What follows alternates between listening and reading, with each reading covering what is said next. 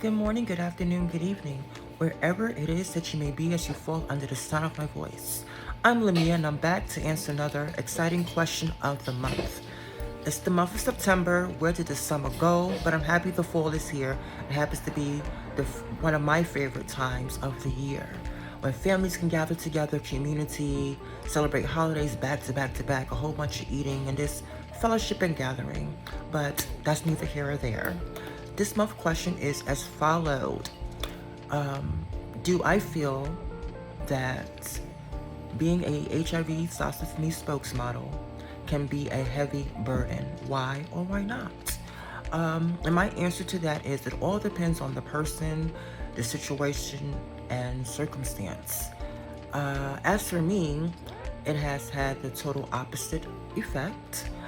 Since becoming an HIV Starts With Me spokesmodel, not only has it changed my life drastically as far as giving me confidence, making me more aware and more assertive in my healthcare needs and how to access what I need from healthcare systems and my healthcare providers.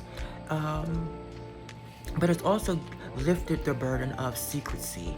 I was never really secretive. Like if a person asks me if HIV came up within a conversation, I will lend my voice to it, share my story one-on-ones. But to be out in the open on a statewide campaign, it was actually a burden lifted.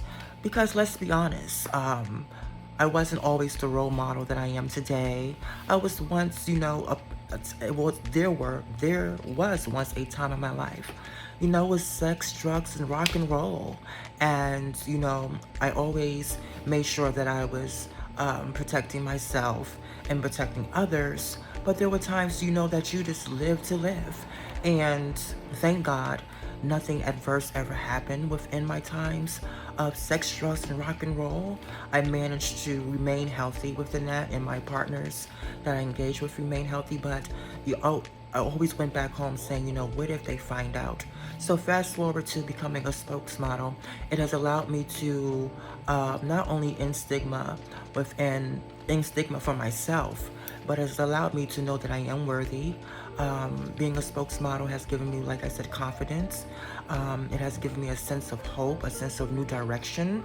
And to be able to be in a space that I'm able to help save the lives of others by representing not only Black women, Black trans women, a person of the LGBT community that's living and thriving with HIV and managing.